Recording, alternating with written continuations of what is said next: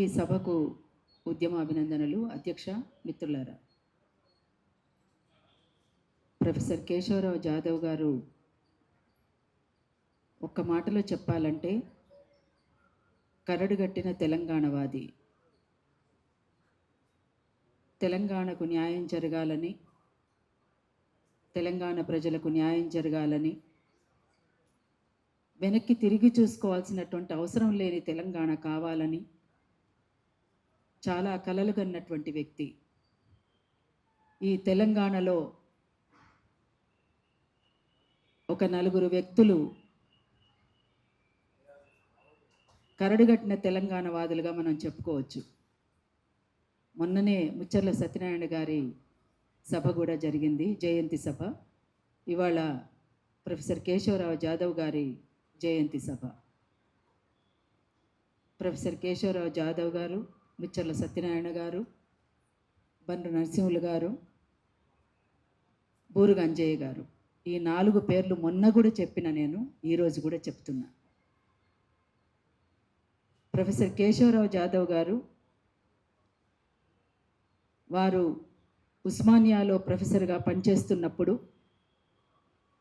మనం ఇంతకుముందు కూడా మాట్లాడుకున్నాం ఈ విషయం. మళ్ళొక్కసారి ప్రస్తావించకుండా ఉండలేకపోతున్నాను. ఎందుకంటే ఉస్మానియాలో సీఎం గారు వచ్చినప్పుడు పెద్ద సభ జరిగినప్పుడు అందరూ మర్చిపోయారు ప్రొఫెసర్ కేశవరావు జాదవ్ గారిని.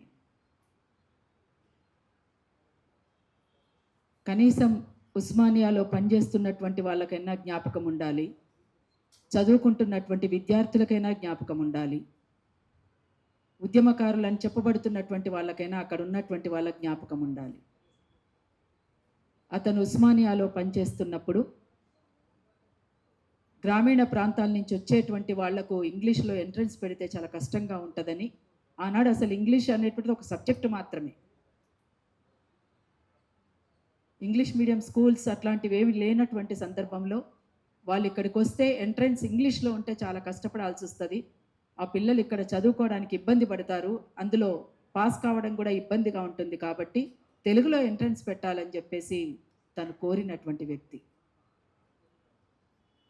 అంతవరకే కాదు, తొలి దశ మలిదశ తెలంగాణ ఉద్యమంలో ఒక కీలక భూమిక పోషించినటువంటి వ్యక్తి. అతనితో మేము కలిసి పనిచేయడం అనేటువంటిది నిజంగా చాలా గర్వంగా కూడా చెప్పుకోవచ్చు.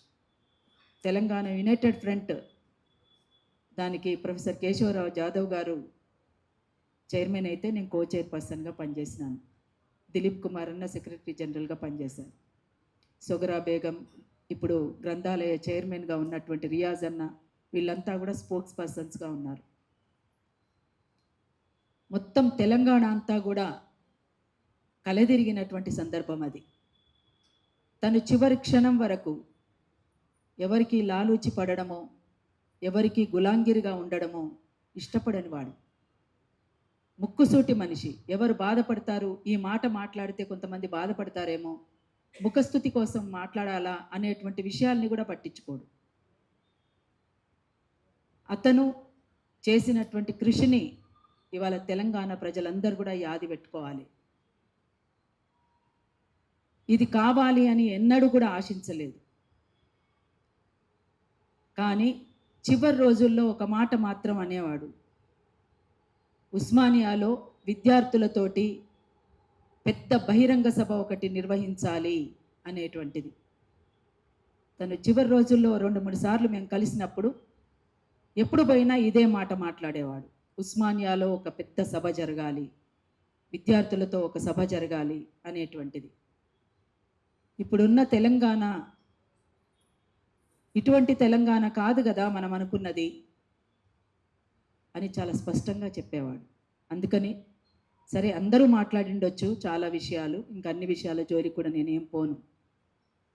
సుదర్శన్ రెడ్డి గారు కూడా వచ్చి వెళ్ళారని తెలిసింది.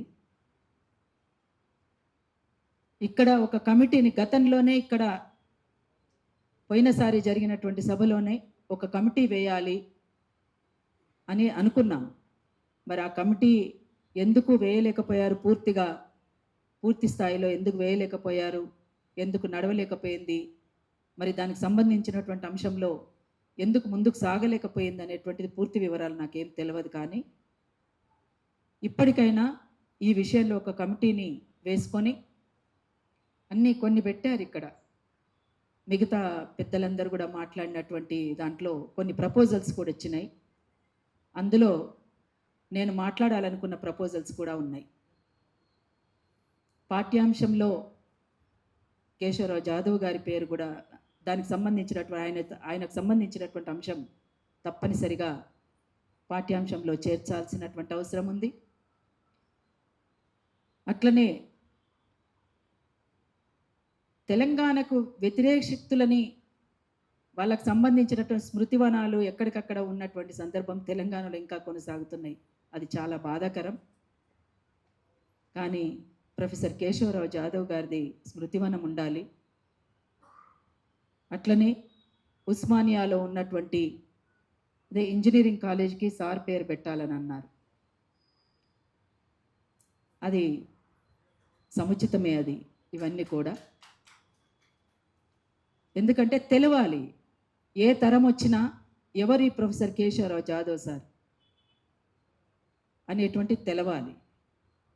అందుకోసం అది పాఠ్యాంశంలో చేరిస్తే, ఇంజనీరింగ్ కాలేజ్కి ఆ పేరు పెడితే, ఒక స్మృతివనం కడితే ఖచ్చితంగా తన పేరు నిలబడుతుంది. నిలబెట్టినటువంటి వాళ్ళం అవుతాం. అది న్యాయమైనటువంటిది, ఖచ్చితంగా జరగాలి. నిన్న గణతంత్ర దినోత్సవం సందర్భంగా అసలు అంబేద్కర్ మన ముందుకు తీసుకొచ్చినటువంటి రాజ్యాంగం అమలు పరిచినటువంటి దినంగా మన అందరికీ తెలుసు. కానీ డాక్టర్ బిఆర్ అంబేద్కర్ ఫోటో లేకుండా భరతమాత ఫోటో, గాంధీ గారి ఫోటో, ఇంకా కొన్ని ఫోటోలు ఎవరికి ఇష్టమైన ఫోటోలు వాళ్ళు పెట్టుకొని జరుపుకున్న పరిస్థితి మనం చూస్తున్నాం. అసలు అంబేద్కర్ని మర్చిపోయారు అందరు. అసలు అసలు ఏంటిది, నిన్నటి దినానికి ఉన్నటువంటి ప్రాముఖ్యత ఏంటి అనేటువంటి విషయం కూడా మర్చిపోయారు అందరు. అట్లాంటి పరిస్థితుల్లో మనం ఉన్నాం. అందుకనే వీటి నుంచి బయటపడాలి. అట్లా ప్రొఫెసర్ కేశవరావు జాదవ్ గారి గురించి కూడా విషయాలు తెలవాలి, అందరికీ తెలియజేయాల్సినటువంటి బాధ్యత ఇక్కడ ఉన్నటువంటి మనందరి మీద కూడా ఉందని తెలుపుతూ, తనతోటి కొంతకాలమైనా కలిసి పనిచేసినందుకు చాలా గర్వపడుతూ, వారి ఆశయాల్ని కొనసాగించడానికి తప్పనిసరిగా అందరం సిద్ధమవుదామని, ఆయన కోరుకున్న,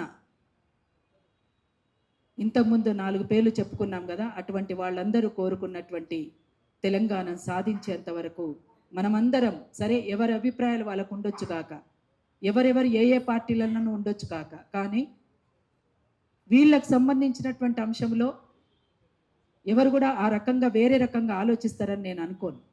కాబట్టి తప్పనిసరిగా మనమంతా కలిసి జాదవ్ సార్, ముచ్చర్ల సత్యనారాయణ గారిది, బండు నరసింహులు గారిది, బూరు గంజయ్య గారిది, గద్దరన్న గారిది, వీళ్ళ ఆశయాల్ని మనం కొనసాగిద్దామని మరొక్కసారి తెలియజేస్తూ, జై తెలంగాణ, జోహార్ అమరవీరులకు. Thank you.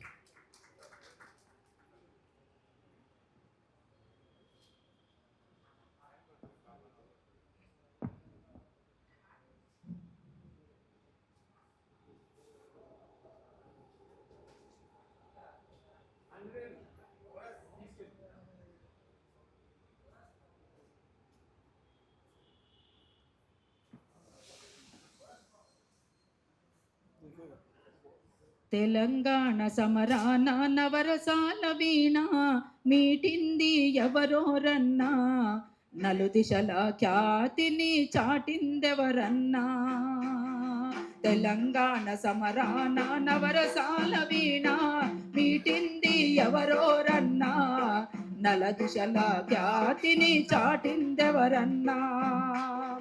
చెప్పనా జాదవని అతడే యోధుడని, చెప్పనా జాదవని అతడే యోధుడని, అతడే మాస్టర్ అని మిస్టర్ తెలంగాణయని. తెలంగాణ సమరాన నవరసాల వీణ మీటింది ఎవరోరన్నా, నలుదిశల ఖ్యాతిని చాటిందెవరన్నా. మీటింది ఎవరోరన్నా, నలుదిశల ఖ్యాతిని చాటిందెవరన్నా. జై తెలంగాణ. Thank you. అక్క. ఇప్పుడు అన్న రఫీక్ అన్న